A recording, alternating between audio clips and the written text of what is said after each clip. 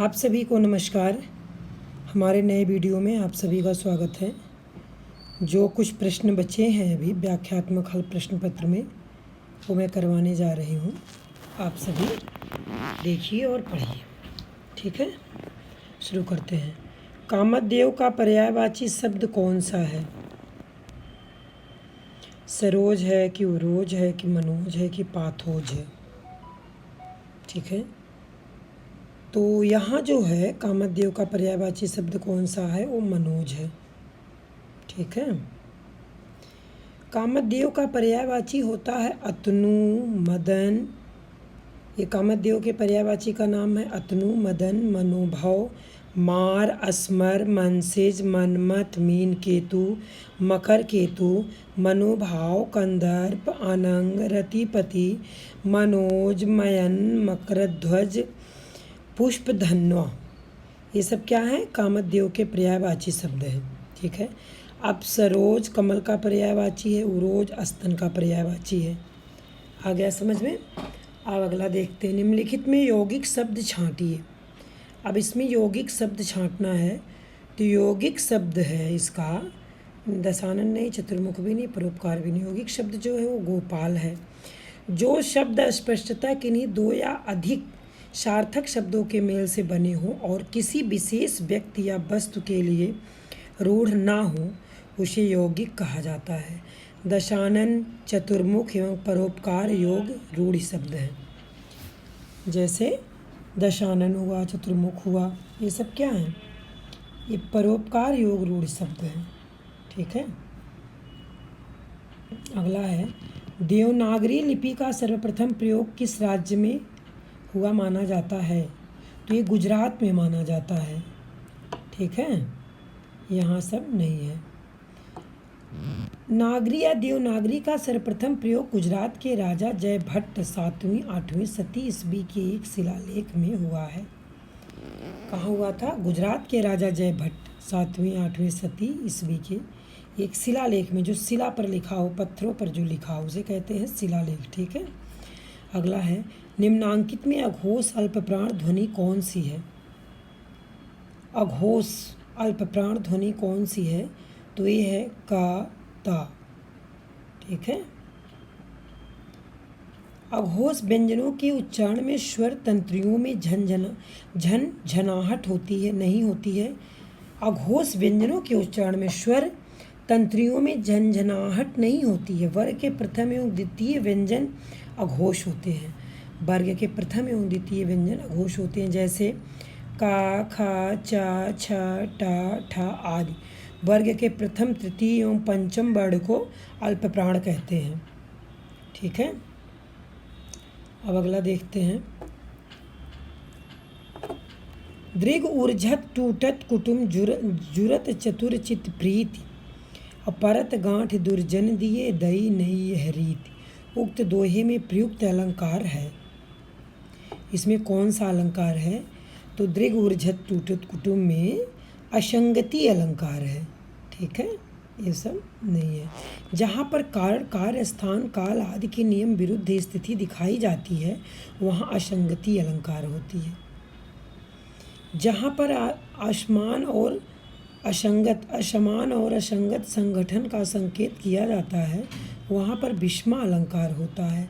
दृष्टांत रूप किसी वस्तु को प्रस्तुत करना निदर्शना है।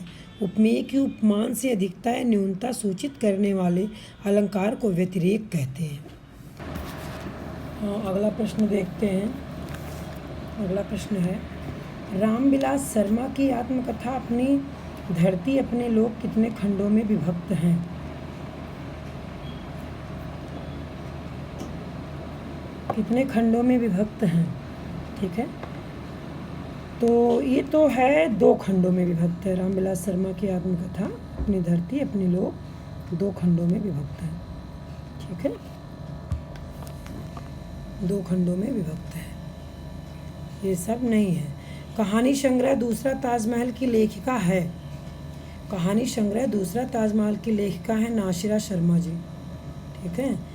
अगला प्रश्न, किस विद्वान ने देवनागरी लिपि के स्थान पर रोमन लिपि स्वीकार करने का सुझाव दिया था? तो ये दिया था सुनीति कुमार चटर्जी जी ने। ठीक है, डॉक्टर सुनीति कुमार चटर्जी चाहते हैं कि देवनागरी लिपि को हटाकर रोमन लिपि को प्रचलित किया जाए। अगला है, कैंची किस भाषा का शब्द है? तो कैंची तुर्की भाषा का शब्द है। ठीक है, यदि ए ओ तथा औ के बाद कोई भिन्न स्वर आता है तो इनके स्थान पर क्रमशः आय, आय, औ, आव हो जाता है। यह संधि कौन सी है? ठीक है, तो यह संधि है जो है आयाद संधि। ठीक है, ये सब नहीं है। एक ही स्वर के अर्थात सवर्ण स्वर के दो रूप ह्रस्व चाहे दीर्घ, ठीक है, एक दूसरे के बाद आ जाए तो दोनों जुड़कर दीर्घ रूप वाला स्वर हो जाता है जो दीर्घ संधि होती है। आ या आ के बाद ई या बड़ी ई हो तो दोनों को ए होगा।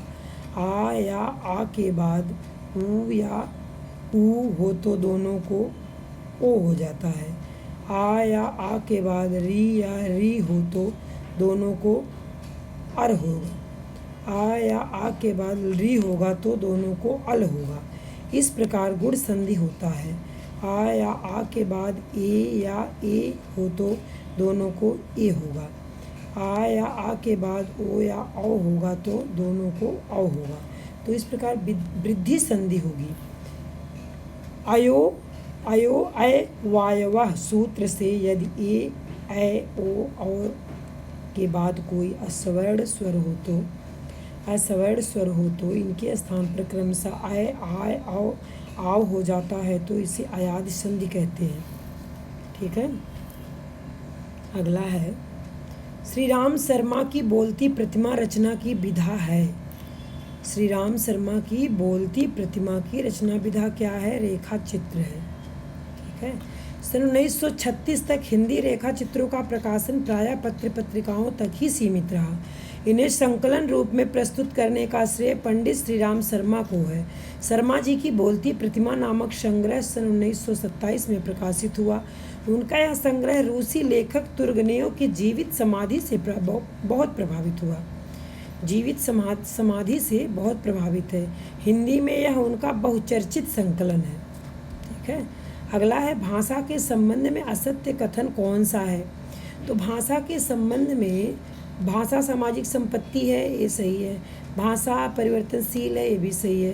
भाषा अनुकरण सादृश्य है, ये भी सही है। भाषा पैतृक संपत्ति है। ठीक है, तो ये कथन असत्य है। शहर में कोई किसी की जाति नहीं पूछता। शहर के लोगों की जाति का क्या ठिकाना है, लेकिन गांव में तो बिना जाति के आपका पानी नहीं चल सकता। यह कथन किस रचना से लिया गया है? यह कथन मैला आंचल से लिया गया है। ठीक है, ब्रजभाषा आधुनिक कालीन प्रसिद्ध कवि हैं। ब्रजभाषा आधुनिक कालीन प्रसिद्ध कवि हैं तो कौन है? जगन्नाथ दास रत्नाकर जी हैं। ठीक है, आधुनिक ब्रजभाषा कवियों में रत्नाकर जी को मूर्धन्य स्थान प्राप्त है। ब्रजभाषा के तत्कालीन अन्य कवियों ने जहाँ पूर्ववर्ती काव्य की प्रायः एक ही प्रवृत्ति को ग्रहण किया, वहाँ उन्होंने भक्ति, नीति, श्रृंगार तथा वीरता संबंधी रीति परिपाटी की कविताएं लिखी। प्रौढ़ और चित्रमय ब्रजभाषा के प्रयोग में ये रीतकाल के श्रेष्ठ कवियों के समकक्ष है। उद्धव शतक 1929, गंगा अवतरण 1927, श्रृंगार लहरी, हरीश चंद्र, हिंडोला आदि इनके प्रमुख काव्य ग्रंथ हैं। ये सब इनके प्रमुख काव्य ग्रंथ हैं जगन्नाथ दास रत्नाकर के। ठीक है, अगला है, हरिविंदी किस साहित्यकार की कहानी है? हरिविंदी मृदुला गर्ग की कहानी है।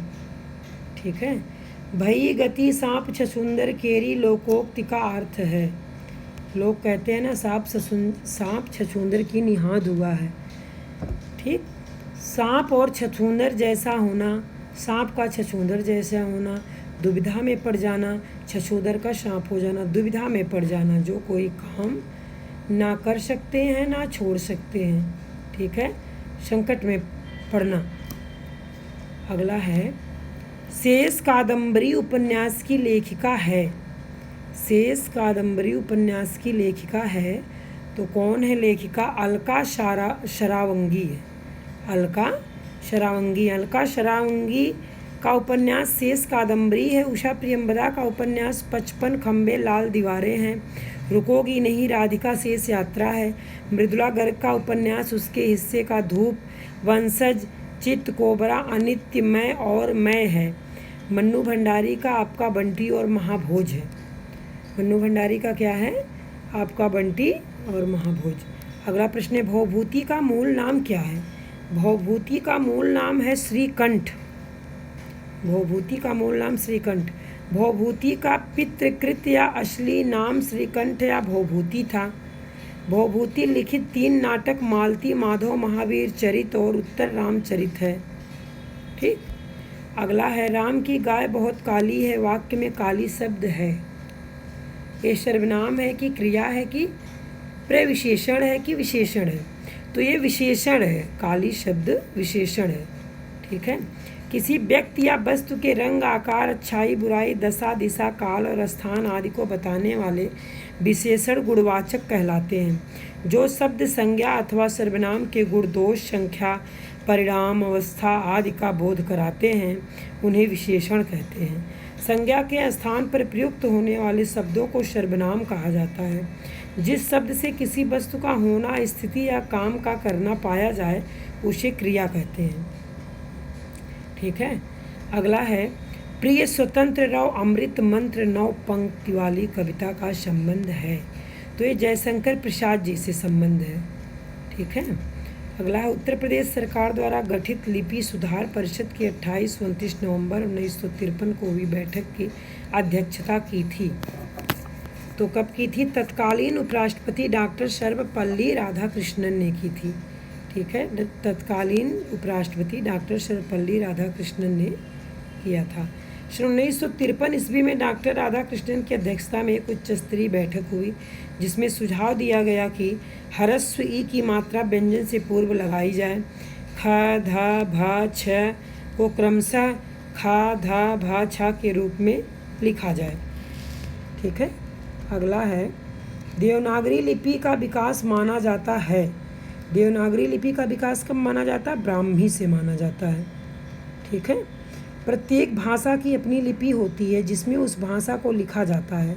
लिखित संकेतों को लिपि कहते हैं। हिंदी जिस लिपि में लिखी जाती है उसे नागरी या देवनागरी लिपि कहा जाता है। अंग्रेजी रोमन लिपि में, उर्दू फारसी लिपि में, अंग्रेजी रोमन लिपि में, उर्दू फारसी लिपि में तथा पंजाबी गुरमुखी लिपि में लिखी जाती है। भारत में 2 प्राचीन लिपियाँ थी, ब्राह्मी लिपि और खरोष्ट लिपि। इनमें से ब्राह्मी लिपि से ही देवनागरी लिपि का विकास हुआ है। अगला है, सूची 1 को सूची 2 के साथ सही सुमेलित कीजिए और सूचियों के नीचे दिए गए कूट का प्रयोग सही कर उत्तर चुनिए। ठीक है।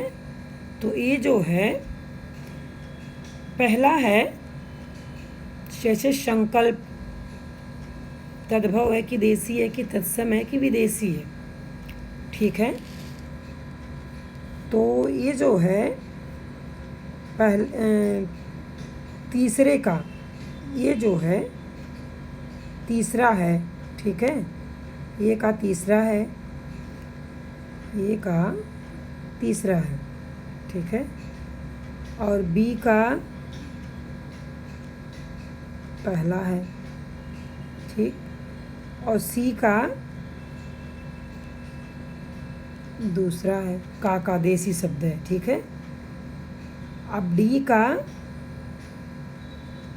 डी का क्या है? ठीक है। डी का इसमें चौथा है। आया समझ में? संकल्प तत्सम शब्द है, सूरज तद्भव शब्द है, काका देसी शब्द है। ठीक है। मोटर भी देसी शब्द है, इसलिए तीसरा आंसर इसका सही हो जाएगा। अगला प्रश्न है, निम्न में से कौन सी रचना महादेवी वर्मा की नहीं है? निम्न में से कौन सी रचना महादेवी वर्मा की नहीं है? तो यामा, दीपशिखा, नीरजा, ये सब महादेवी वर्मा की है। ये आंगन के पार द्वार नहीं है, ये है अज्ञेय जी का। ठीक है।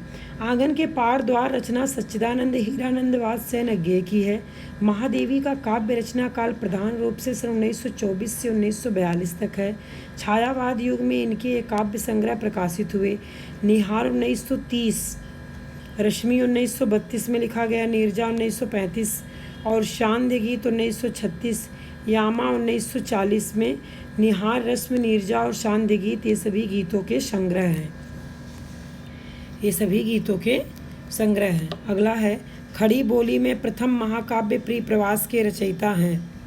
खड़ी बोली में प्रथम महाकाव्य प्रिय प्रवास के रचयिता कौन है?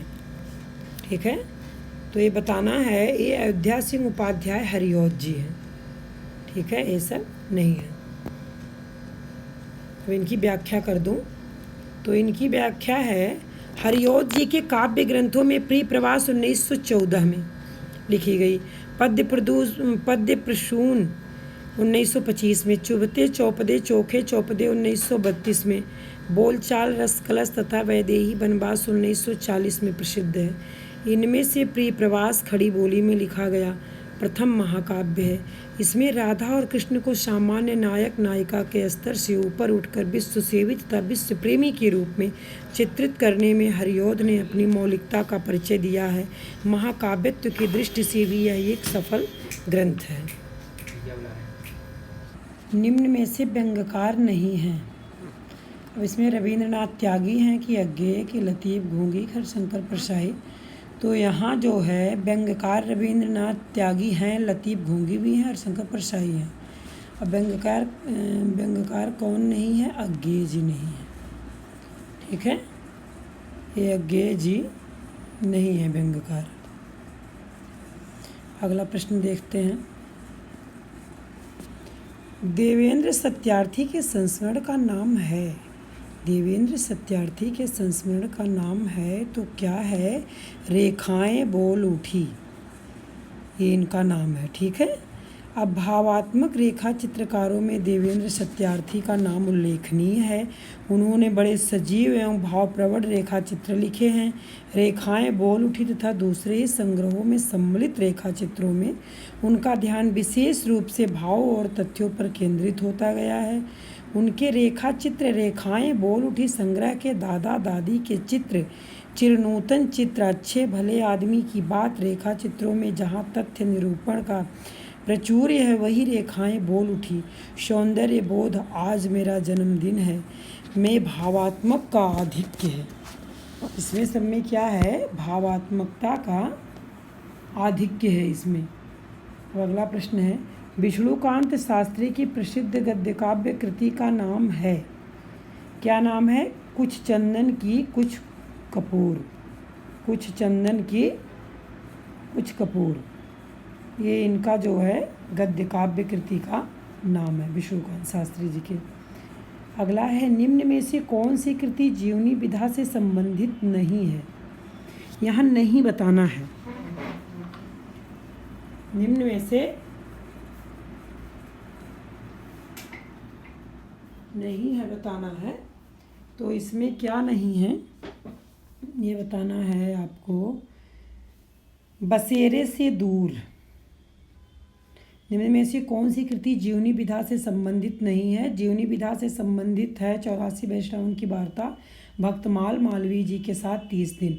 ये सब जीवनी विधा से संबंधित है और नहीं है ये बसेरे से दूर, ये नहीं है। ठीक है। डॉक्टर हरिवंश राय बच्चन की आत्मकथा कृतियाँ निम्नलिखित हैं। क्या भूलूं क्या याद करूं, नीड़ का निर्माण, फिर बसेरे से दूर, प्रवास की डायरी, 10 द्वार से सोपान तक, 84 वैश्रावण की वार्ता, गोकुलनाथ की एक भक्तमाल, नाभादास की कृत जीवनी विधा। ठीक है।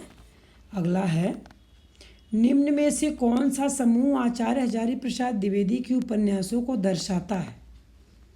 कौन सा समूह है? तो समूह का नाम है बाण भट्ट की आत्मकथा, चारुचंद्र लेख, पुनर्नवा, अनामदास का पोथा।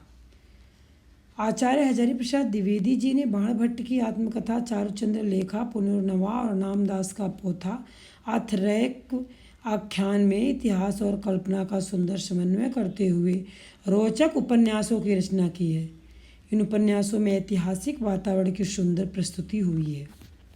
ठीक है। अगला है द्विगु समास का उदाहरण है। द्विगु समास का उदाहरण राजा रानी, पीताम्बर की, भूदेव की, त्रिभुवन। तो इसमें द्विगु समास का जो उदाहरण है वो त्रिभुवन है। ठीक है।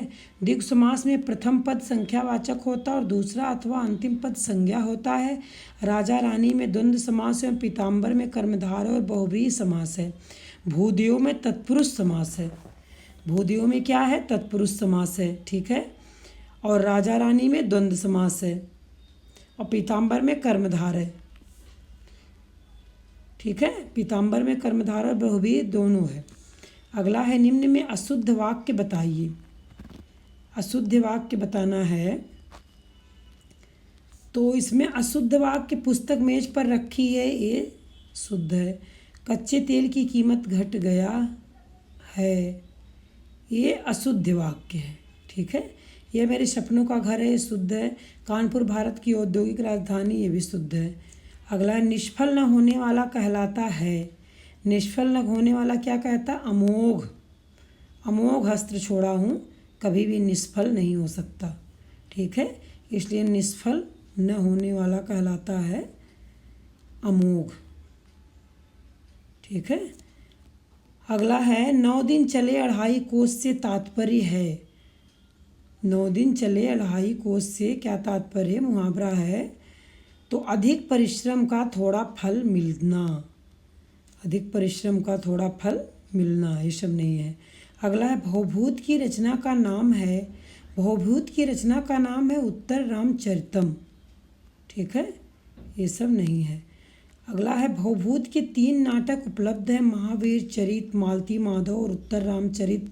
शारंगधर पद्धति और रसिक जीवन जैसे प्राचीन सूक्ति संग्रहों में उनके नाम से कुछ ऐसे पद्य पाए जाते हैं जो उनकी उपलब्ध कृतियों में नहीं मिलते। भवभूत के तीनों नाटकों का अभिनय, जैसा कि उनकी प्रस्तावना से मालूम पड़ता है, भगवान कालप्रियनाथ के उत्सव पर हुआ था। भगवान कालप्रियनाथ के उत्सव पर हुआ था। ठीक है। अब अगला है हम महान राष्ट्र के नागरिक हैं का संस्कृत में अनुवाद होगा। हम महान राष्ट्र के नागरिक हैं, संस्कृत में अनुवाद क्या है? तो संस्कृत में अनुवाद है वयम महता राष्ट्रस्य नागरिका अश्म। वयम महता राष्ट्रस्य नागरिका अश्म। ये सब नहीं है। अगला प्रेम वाटिका नामक ग्रंथ रचित है। प्रेम वाटिका नामक ग्रंथ रचित है किसमें? रसखान द्वारा। ठीक है। रसखान की 2 कृतियाँ प्रेम वाटिका और दान लीला है। वर्तमान समय में सर्वाधिक प्रचलित संकलन सुजान रसखान है, जिसमें 181 सवैये, 17 कवित्य, 12 दोहे और 4 सोरठे संकलित हैं। अष्टयाम नामक रसखान की एक कृति है जिसके कई दोहों में श्री कृष्ण के प्रातः जागरण से रात्रि शयन पर्यंत की दिनचर्या एवं क्रीड़ाओं का वर्णन है। प्रेम वाटिका में कवि ने राधा कृष्ण को मालिन माली मानकर प्रेमोद्धान का वर्णन करते हुए प्रेम के गूढ़ तत्व का सूक्ष्म निरूपण किया है। राधा कृष्ण को मालिन माली मानकर प्रेमोद्धान का वर्णन करते हुए प्रेम के गूढ़ तत्व का सूक्ष्म निरूपण किया है। ठीक है। इस रचना में 53 दोहे हैं, 53 दोहे हैं। ठीक है। अगला है निम्नलिखित में से कौन सा शब्द कमल का पर्यायवाची नहीं है? कौन सा शब्द कमल का पर्यायवाची नहीं है? तो अरविंद है, शतदल भी है, सरसिज भी है। ये अमीय नहीं है। ठीक है। तो अमी अमृत की पर्यायवाची है। अमी क्या है? अमृत की पर्यायवाची है।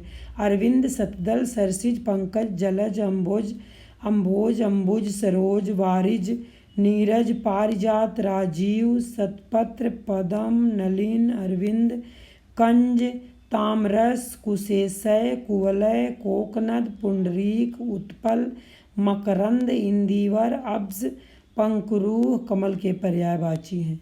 ये सब जितने नाम मैंने पढ़े ये सब कमल के पर्यायवाची हैं। ठीक है। अब पीयूष, सुधा, अमी, सुर, भोग, सोम, मधु, अगट, राज अमृत के पर्यायवाची हैं। ये सब अमृत के पर्यायवाची हैं। ठीक है। अगला है ज्ञानाश्रयी शाखा के प्रमुख कवि हैं। तो ज्ञानाश्रयी शाखा के प्रमुख कवि का नाम है कबीरदास जी। ठीक है। भक्ति साहित्य की दो धाराएं निर्गुण और सगुण हैं। इन दोनों धाराओं की दो दो उपधाराएं हैं। निर्गुण काव्य की इन उपधाराओं को ज्ञानाश्रयी शाखा और प्रेमाश्रयी शाखा कहा जाता है। प्रेमाश्रयी काव्य हिंदी का सूफी काव्य है। सगुण की दो उपधाराएं हैं, राम भक्ति शाखा एवं कृष्ण भक्ति शाखा। कबीर आदि निर्गुण संतों के साहित्य को ज्ञानाश्रयी कहने का कारण यह प्रतीत होता है कि इन संतों ने ज्ञान पर सूफियों की अपेक्षा अधिक बल दिया है। ज्ञान पर सूफियों की अपेक्षा अधिक बल दिया गया है। ठीक है। अगला है, निम्नलिखित में से कौन सा नाटक जयशंकर प्रसाद द्वारा रचित है? तो ध्रुव स्वामिनी है। ठीक है, ये सब नहीं है। जयशंकर प्रसाद द्वारा रचित नाटकों का विवरण निम्न प्रकार है। विशाख, अजातशत्रु, कामना, जन्मेजय का नागयज्ञ, स्कंदगुप्त एक, घूंट, चंद्रगुप्त, ध्रुव स्वामिनी, कृष्णार्जुन, युद्ध, माखनलाल चतुर्वेदी, रुक्मिणी परिणय, अयोध्या सिंह उपाध्याय एवं प्रेमलोक राम नरेश त्रिपाठी के नाटक हैं। ये जो हैं कृष्णार्जुन, युद्ध, माखनलाल चतुर्वेदी, रुक्मिणी परिणय, अयोध्या सिंह उपाध्याय के हैं। ठीक है, अयोध्या सिंह उपाध्याय के हैं। सब प्रेमलोक राम नरेश त्रिपाठी के नाटक हैं। अगला है, निम्नलिखित में से कौन सा शब्द तत्सम रूप है? तो तत्सम रूप जो है वो अंधकार है। ठीक है, ये सब नहीं है। अयोध्या सिंह उपाध्याय और हरिऔध द्वारा लिखित काव्य ग्रंथ है। तो लिखित काव्य ग्रंथ क्या है? लिखित काव्य ग्रंथ है इनका चोखे चौपदे। ठीक है। अयोध्या सिंह उपाध्याय हरिऔध के काव्य ग्रंथों में प्रियप्रवास, पद्य प्रसून, चुबते चौपदे, चोखे चौपदे, बोलचाल, रसकलश तथा वैदेही वनवास प्रसिद्ध है। कनुप्रिया, धर्मवीर भारती, पथिक, राम नरेश त्रिपाठी एवं वासव दत्ता, सोहनलाल द्विवेदी की रचना कृतियाँ हैं। ठीक है, ये जो है रसकलश तथा वैदेही वनवास, ये सब किसके हैं? प्रसिद्ध हैं अयोध्या सिंह उपाध्याय। कनुप्रिया, धर्मवीर भारती का है, पथिक राम नरेश त्रिपाठी एवं वासव दत्ता, सोहनलाल द्विवेदी की रचना कृति है। अगला है, अज्ञेय की रचना है। अज्ञेय की रचना जो है इसमें हुंकार है। ठीक है।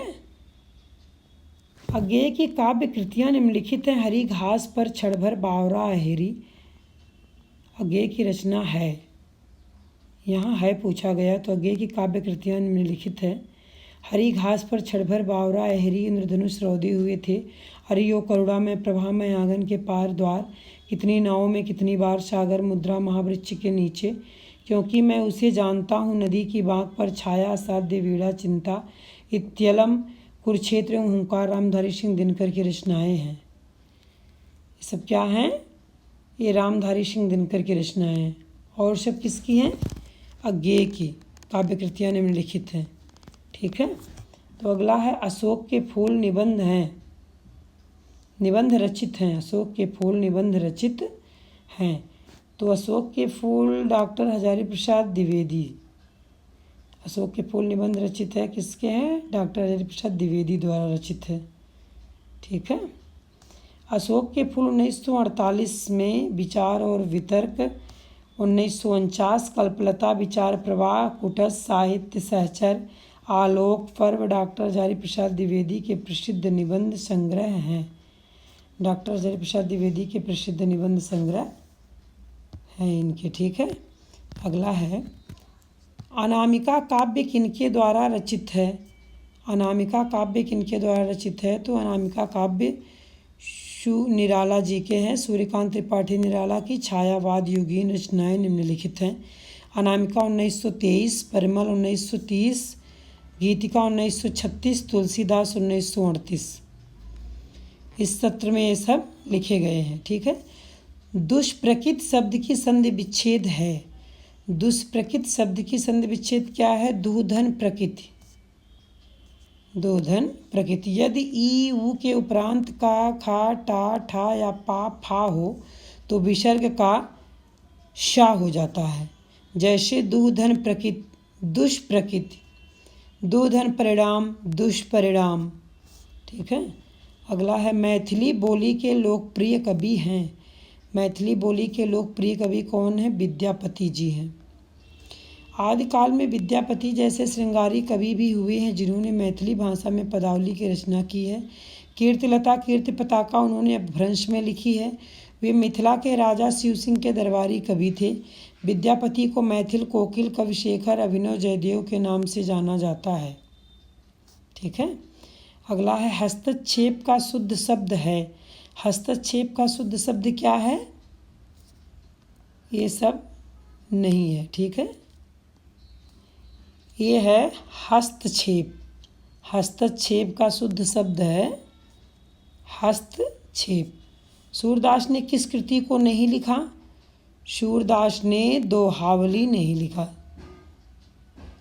डॉक्टर दीनदयाल गुप्त ने सूर द्वारा रचित 25 पुस्तकों की सूचना दी है, जिनमें सूरसागर, सूरावली, साहित्य लहरी, सूर पच्चीसी, सूर रामायण, सूर शाही और राधा रसकेल प्रकाशित हो चुकी है। वस्तुतः सूरसागर और साहित्य लहरी उनकी श्रेष्ठ कृतियां हैं। दोहावली तुलसीदास की रचना कृति है। दोहावली तुलसीदास की रचना कृति है। ठीक है। अगला है आंसू शब्द है। आंसू शब्द क्या है? तद्भव है। आंसू शब्द तद्भव है, ये सब नहीं है।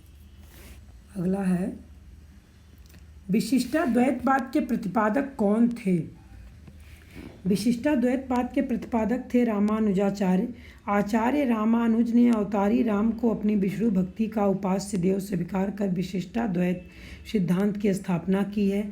माधवाचार्य ने द्वैतवाद की स्थापना की। निम्बकाचार्य का दार्शनिक सिद्धांत भेदो भेदवाद या द्वैताद्वैतवाद है। ठीक है। निम्नलिखित में से किसने पुष्टि मार्ग की स्थापना की? तो पुष्टि मार्ग की स्थापना किया था वल्लभाचार्य जी ने। श्री वल्लभाचार्य ने ब्रजमंडल में जिस कृष्ण भक्ति को प्रतिष्ठित किया, उसका दार्शनिक आधार शुद्धाद्वैत दर्शन है। साधना और व्यवहार क्षेत्र में शुद्धाद्वैत दर्शन के साथ जिस भक्ति को स्थान दिया गया, उसका आधार उन्होंने पुष्टि मार्ग को बनाया है। जिस भक्ति को स्थान दिया गया, उसका आधार उन्होंने पुष्टि मार्ग को बना डाला है। आनंद कादम्बिनी का संपादक कौन था? तो आनंद कादम्बिनी का संपादक है बद्रीनारायण चौधरी प्रेमघन। बद्रीनारायण चौधरी प्रेमघन ने साप्ताहिक नागरी नीरद और मासिक आनंद कादम्बिनी के संपादन द्वारा उन्होंने तत्कालीन पत्रकारिता को भी नई दिशा दी थी। अब नाम से उन्होंने उर्दू में कुछ कविताएं लिखी है।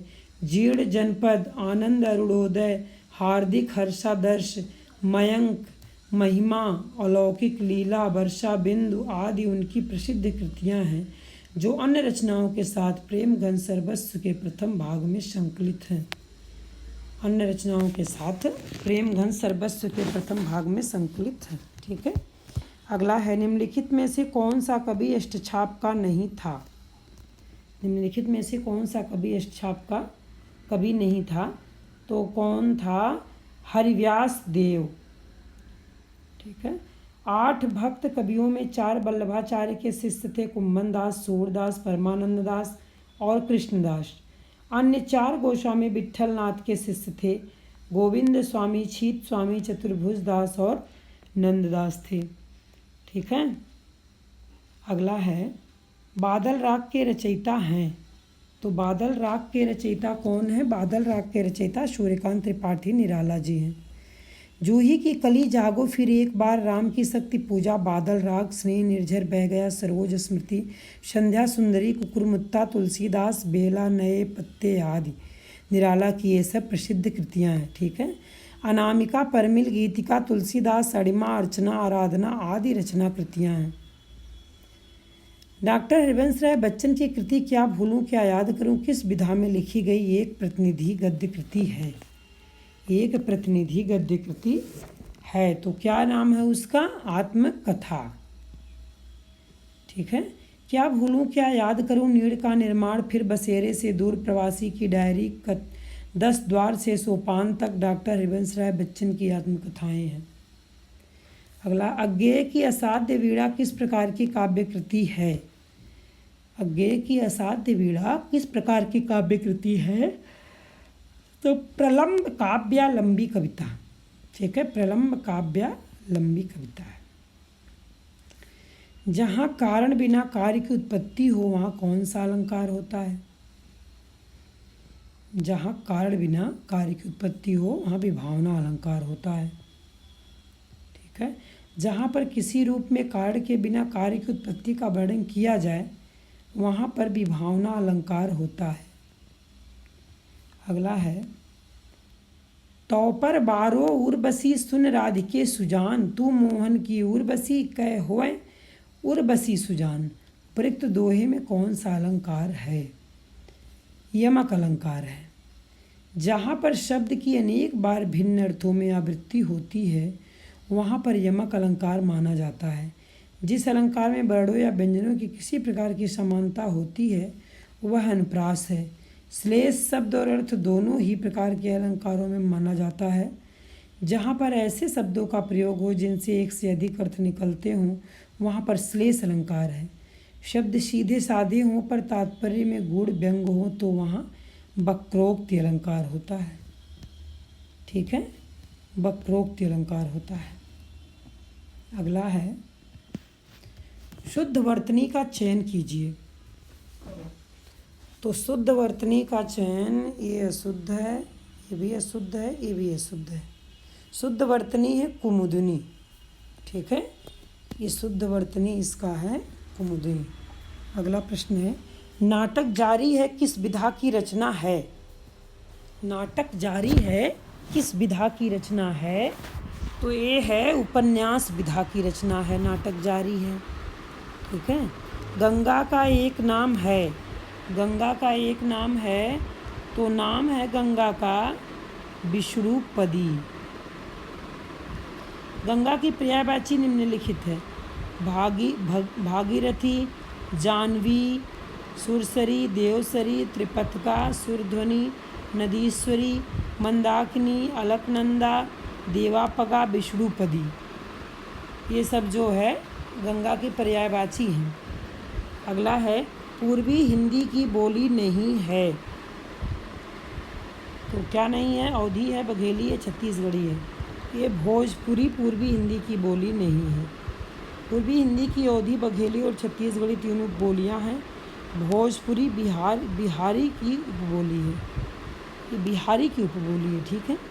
अगला है, रस सूत्र की अनुमितवादी व्याख्या करने वाले आचार्य हैं। रस सूत्र की अनुमितवादी व्याख्या करने वाले आचार्य हैं, कौन हैं? शंकुक। भट्ट लोलट का मत उत्पत्तिवाद या आरोपवाद कहा जाता है। आचार्य शंकुक का मत अनुमितवाद, भट्टनायक का मत भुक्तिवाद या भोगवाद, अभिनव गुप्त के मत को अभिव्यक्तवाद कहा जाता है। ठीक है। अगला है, निम्नलिखित में कौन शब्द स्त्रीलिंग नहीं है? निम्नलिखित में कौन शब्द स्त्रीलिंग नहीं है? तो पानी स्त्रीलिंग शब्द नहीं है। ठीक है, और सभी हैं। निशीत का उपयुक्त अर्थ है। निशीत का उपयुक्त अर्थ क्या है? अर्धरात्रि का समय, ये निशीत का उपयुक्त अर्थ है। ठीक है, ये सब गलत है। झूला नट उपन्यास की रचनाकार है। झूला नट उपन्यासकार के रचनाकार का नाम है इदन्नमम चाक 1997, झूला नट 1991, अलमा कबूतरी 2000, मैत्री पुष्पा के उपन्यास हैं। ये सब किसके उपन्यास हैं? मैत्री पुष्पा के उपन्यास हैं। ठीक है, झूला नट उपन्यास के रचनाकार मैत्री पुष्पा जी हैं। अगला है, निम्नांकित वाक्यों में क्रिया विशेषण युक्त वाक्य कौन सा है? क्रिया विशेषण युक्त वाक्य कौन सा है? तो क्रिया विशेषण युक्त वाक्य है, लड़का रोते रोते घर पहुंचा। वियोगी हरि का वास्तविक नाम क्या था? वियोगी हरि का वास्तविक नाम क्या था? वियोगी हरि का वास्तविक नाम है हरि प्रसाद जी। ठीक है, हरि प्रसाद जी। भारतीय आत्मा, भारतीय भाषा परिषद कोलकाता द्वारा प्रकाशित पत्रिका है। कौन सी पत्रिका प्रकाशित है? वागर्थ प्रकाशित है। अगला, भारतीय नारी की समस्याओं को आधार बनाकर महादेवी वर्मा ने कौन सा ग्रंथ लिखा? महादेवी वर्मा ने कौन सा ग्रंथ लिखा है? तो अतीत के चलचित्र लिखा है, ठीक है, ये सब नहीं है। महादेव वर्मा की रचना कृतियाँ निम्नलिखित हैं। निहार रश्मि नीरजा, शांति गीत, यामा में निहार रश्मि नीरजा और शांति गीत के सभी गीतों का संग्रह है। छंददा संकल्पिता, भारतीय संस्कृति के स्वर, श्रृंखला की कड़ियाँ, साहित्यकार की आस्था तथा अन्य निबंध, विवेचनात्मक गद्य, महादेव वर्मा के निबंध हैं। ये सब किसके निबंध? महादेव वर्मा के। अतीत के चलचित्र, स्मृति की रेखाएं, पथ के साथी, मेरा परिवार, इनके रेखाचित्र स्मरण है, ठीक है। अगला है स्त्री विमर्श का उद्देश्य है। स्त्री विमर्श का उद्देश्य क्या है? स्त्री अस्मिता की खोज ये भी है, पुरुष प्रभुत्व का विरोध ये भी है, स्त्रियों की रचनाशीलता की परंपरा की पहचान ये भी है, इसलिए इनमें से सभी सही है, ठीक है। हिंदी में गीत नाट्य परंपरा की प्रथम रचना और उसके रचनाकार हैं। उसके रचनाकार कौन हैं? करुड़ालय, ठीक है। हिंदी में गीत नाट्य परंपरा की प्रथम रचना और उसके रचनाकार हैं, पहले है करुड़ालय जयशंकर प्रसाद जी का, ठीक है, जयशंकर प्रसाद जी का। ये जो है जयशंकर प्रसाद जी, जयशंकर प्रसाद द्वारा रचित नाटक निम्नलिखित है। विशाख, अजातशत्रु, कामना, जन्मेजय का नाग यज्ञ, स्कंदगुप्त, एक भूत, चंद्रगुप्त, धूषामनी। इन्होंने कामना नामक नाट्य कृति की रचना भी की, जो संस्कृत के प्रबोध चंद्रोदय शैली की एक अन्योपदेशक रचना है। एक घूंट उनका सफल एकांकी है। तो करुड़ालय 1912 को गीत नाट्य के अंतर्गत रखा जा सकता है। 1912 को गीत नाट्य के अंतर्गत रखा जा सकता है, ठीक है। अगला है हिंदी शब्दानुशासन ग्रंथ के रचनाकार हैं, तो किशोरीदास वाजपेयी जी हैं, ठीक है। 1920 में कामता प्रसाद गुरु का हिंदी व्याकरण नागरी प्रचारी सभा काशी द्वारा प्रकाशित हुआ। गुरु के व्याकरण की त्रुटि का अनुभव करते हुए नागरी प्रचारी सभा ने एक दूसरे व्याकरण की व्यवस्था की और किशोरीदास वाजपेयी का हिंदी शब्दानुशासन 1597 में प्रकाश में आया है। 1597 में प्रकाश में आ गया था, ठीक है। हेमचंद्र का शब्दानुशासन व्याकरण रचना है। अगला है भला मैं क्या कर सकता हूँ, वाक्य में भला शब्द है। इसमें जो है भला मैं क्या कर सकता हूँ और वाक्य में भला शब्द आ रहा है।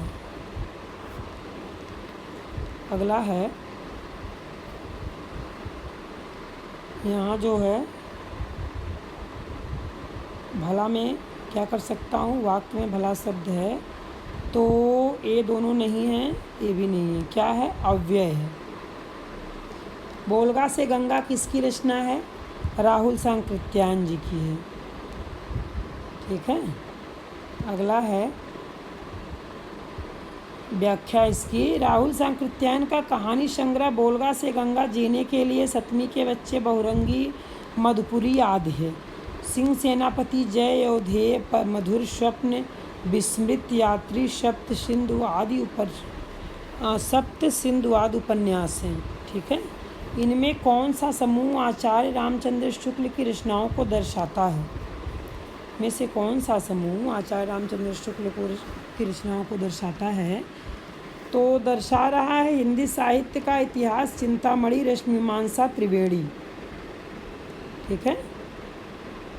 अब इसकी व्याख्या है भक्ति, श्रद्धा, लज्जा और ग्लान, करुणा, उत्साह व्यक्त कविता क्या है? भक्ति, श्रद्धा, लज्जा और ग्लान, करुणा, उत्साह कविता क्या है? ठीक है। साधारणीकरण और व्यक्ति वैचित्र्यवाद, काव्य में रहस्यवाद, ईर्ष्या, लोभ और प्रीति, घृणा, काव्य में लोकमंगल की साधनावस्था, रसात्मक बोध के विविध रूप, भारतेंदु हरिश्चंद्र तुलसी का भक्ति मार्ग, मानस की धर्मभूमि, काव्य में अभिव्यंजनवाद आदि आचार्य रामचंद्र शुक्ल के प्रमुख निबंध हैं। शुक्ल जी के प्रमुख निबंध हैं, ठीक है। डॉक्टर शंपूर्णानंद की रचना का नाम है, क्या नाम है? डॉक्टर शंपूर्णानंद की रचना का नाम है भाषा की शक्ति। ठीक है। अगला है, कौन सी कृति मोहन राकेश की नहीं है? तो आषाढ़ का एक दिन तो है, लहरों के राजहंस से भी है, आधे अधूरे भी है। मोहन राकेश की जो नहीं है उसका नाम है कन्यादान। आषाढ़ का एक दिन, लहरों का राजहंस और आधे अधूरे मोहन राकेश के नाटक हैं।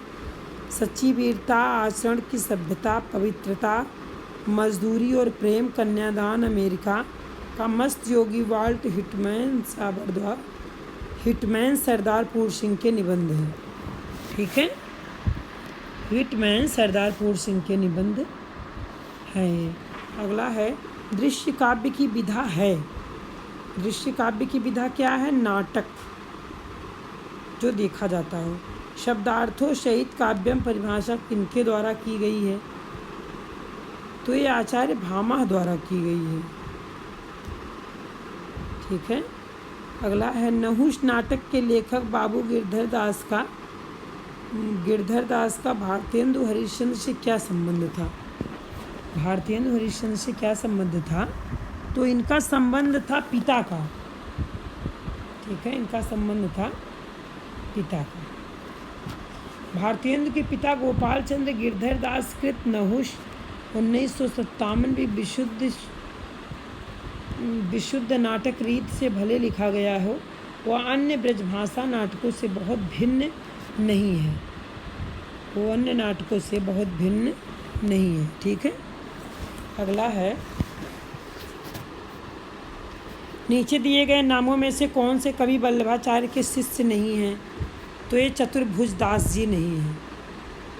8 भक्त कवियों में 4 वल्लभाचार्य के शिष्य थे, कुम्भनदास, सूरदास, परमानंद दास और कृष्णदास। अन्य 4 गोस्वामी विट्ठलनाथ के शिष्य थे, गोविंद स्वामी, नंददास, शिव स्वामी और चतुर्भुज दास। अगला है, प्रतिधन आरोपण। प्रतिधन आरोपण, अब इसमें ये नहीं है, ये भी नहीं है, ये भी नहीं है, तो क्या है? प्रत्यारोपण। अगला है, अजायब घर है। देसी है या तद्भव है, विदेशी है, संकर है।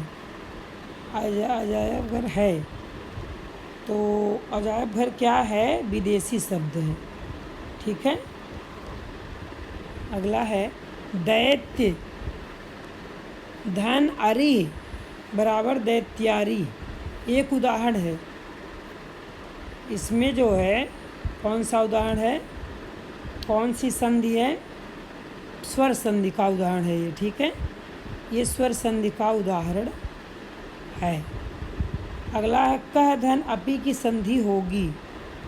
कह धन अपी की संधि होगी, क्या होगी? कोअपी। कोअपी है। राम दशरथ के पुत्र थे का संस्कृत मूल है, क्या है संस्कृत मूल नाम? राम दशरथ पुत्र आशीत।